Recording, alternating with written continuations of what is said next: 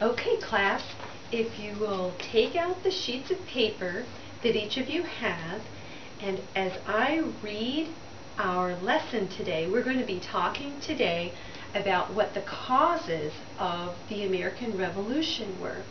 And as I read, I want you to listen carefully, look on your papers, follow along as I'm reading, and if there's an important point or an important item or person or topic that you hear, I want you to circle it as I read along. But we'll go back. I do want you pretty much just to listen to see if you kind of get the gist of what we're learning about today first. We will go back and you'll have a chance to look again as I read over this material once again to circle some items and things like that. Okay, ready? Well, we're talking, as I said, about what were some of the causes of the American Revolution. What started the Revolution? Well, the first settlers in the colonies liked having British help and protection. British soldiers were there to help them fight Native American enemies and to keep other countries, such as France and Spain, from invading. It was like your mother watching over you. However, as you grow older, you want more freedom to make your own decisions, and this is how the colonists felt. The colonists grew tired of following British rules. England controlled trade and told people where they could settle. They forced the colonists to provide housing and food for the British soldiers that were sent to protect them. Since 1760, the colonists had also had to pay taxes for various products. Under a law called the Stamp Act in 1765, the colonists had to pay extra money for newspapers, land deeds, card games, dice games, and even for graduation diplomas. The colonists had no direct way to complain since no one from the colonies was allowed to be a member of the British Parliament, which made the rules. James Otis, a Boston lawyer, stirred up the colonists when he said they should not pay taxes until they could send a person to speak for the colonies in Parliament. "Taxation without representation is tyranny," he exclaimed. After years of protest, the British took away all the taxes except the one on tea. This did not satisfy the Patriots. On December 16, 1773, angry patriots dressed as Mohawk Indians dumped 342 crates of tea into Boston Harbor. They shouted, "Rally, Mohawks, bring out your axes, and tell King George we'll pay no taxes on his foreign tea." King George decided to punish Boston for the Boston Tea Party by closing the port. Nothing would go in or out of the city until the tea was paid for, and the city told the king it was sorry that this had happened. Some people thought it was time for the colonies as a group to protest British taxes. In September 1774, men from the colonies met together in Carpenter's Hall in Philadelphia. Called the Continental Congress, this group became the informal government of the colonies. Bad feelings continued. Finally, British soldiers and patriots fought at Lexington and Concord, Massachusetts on April 19, 1775. This was the start of the American Revolution. Okay, boys and girls, I hope that you feel like you got a gist of what was going on and what started the American Revolution, the feelings that were going on. Now we're going to go back to the top of your papers and again follow along as I read again and as we discuss some of these important aspects of the starting of the American Revolution. All right, the first settlers, first of all, settlers. What are settlers? Andrea? Yes. Yes, they're the people that went into the new land and started to settle the land. They were the people, settlers. We have a picture up here on the wall, and I want you to write that word or circle it on your paper, and then in your notebook, just have a hand at writing that word out again in your notebook as a practice writing it. Settler, right here. You'll see it on the board, okay? And then the British soldiers, now we know soldiers are the ones who were fighting.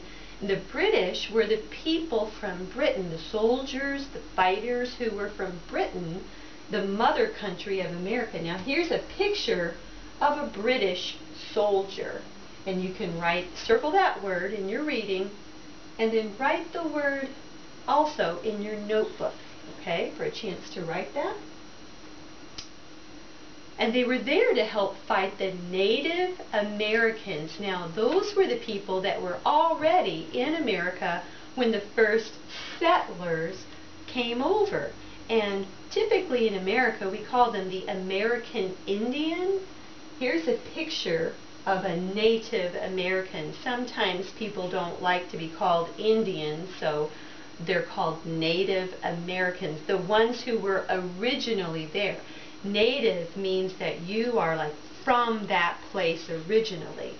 So for those of you who are born and raised here in Peru, you are Native Peruvians.